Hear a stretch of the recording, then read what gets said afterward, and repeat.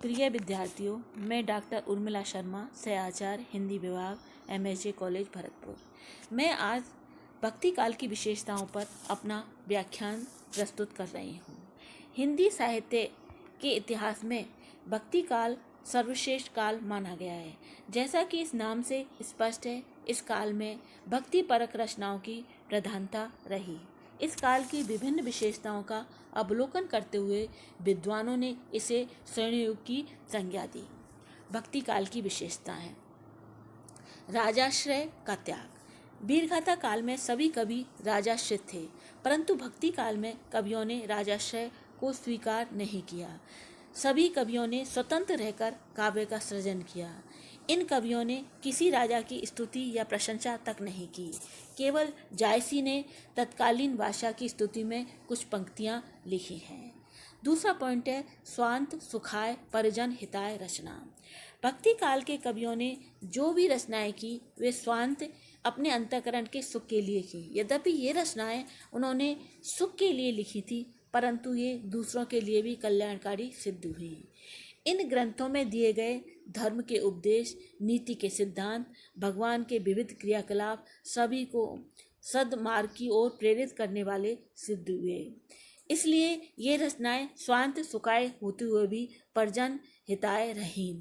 कबीरदास जी का एक उदाहरण प्रस्तुत है।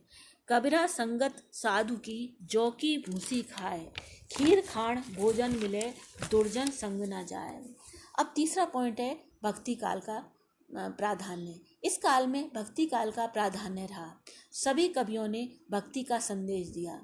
इन कवियों ने भक्ति के विविध सोपानों और सिद्धांतों का अनेक प्रकार से वर्णन किया। दास्य और सखा भाव की भक्ति के साथ साथ नवदा भक्ति जैसे श्रवण, कीर्तन, नाम, जप आदि का संकेत भी इसमें मिलता है। प्रेम, ज्ञान और भक्ति का सुंदर समन्वय इस युग की देन है। तुलसीदास जी कहते हैं, ज्ञानई भक्ति नई कछु भेदा। चौथा पॉइंट है समन्वय की भावना। इस युग की सबसे बड़ी विशेषता समन्वय की भावना है। इस काल के कवियों ने सगुण निर्गुण, ज्ञान कर्म, राजा प्रजा, निर्धन धनी, विभिन्न संप्रदायों, मतों और विभिन्न काव्य शैलियों में सुंदर समन्वय स्थापित किया। तुलसी ने स्पष्ट कहा है, अगुनई सगुनई नई कछु भेदा। पांचवा पॉइंट है भारतीय संस्कृति की रक्षा। भक्तिकालीन कवियों ने भारतीय धर्म और संस्कृति की रक्षा की।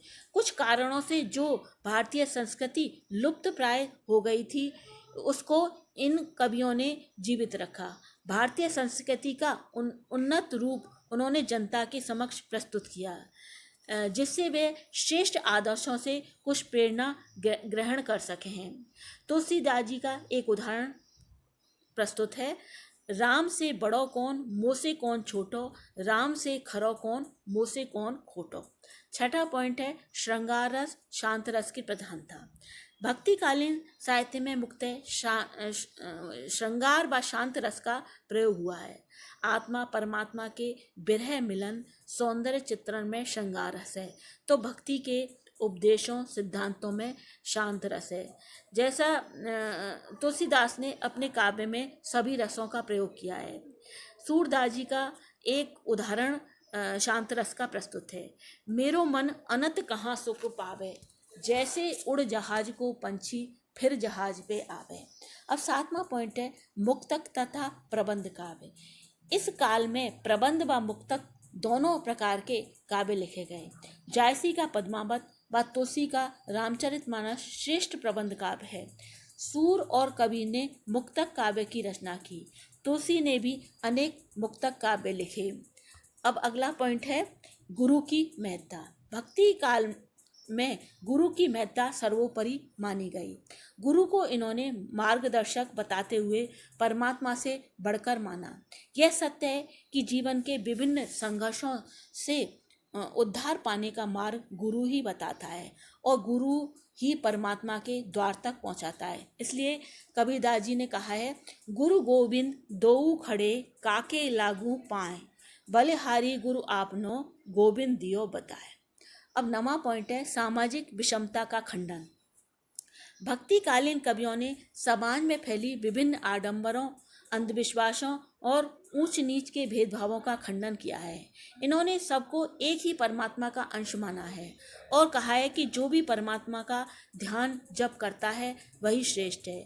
इन कवियों ने मानवीय गुणों की प्रतिष्ठा की और समाज के कुत्सित रूप को बदलने की पूर्ण रूपेण चेष्टा की।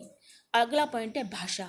इस काल में ब्रज व अवधी भाषा का बहुताय से प्रयोग हुआ है। संतों में मिश्रित सदुक्कड़ी भाषा का प्रयोग किया। जायसी ने अवधी का, तुलसी ने अवधी व ब्रज दोनों भाषाओं में काव्य का सृजन किया। सूर आदि ने ब्रज भाषा को स्वीकारा। इस प्रकार मुख्य भाषा ब्रज और अवधी रही। अगला पॉइंट है छंद। इस काल में दोहा, चौपाई, कवित्त, सवैया, पद, रोला, सोरठा, बरबे आदि विभिन्न छंदों का प्रयोग हुआ। इस काल के अधिकांश कवियों ने दोहे जैसे छोटे दोहे में भाव के सागर भर दिए, ज्ञान का संदेश दिया। अगला पॉइंट है अलंकार।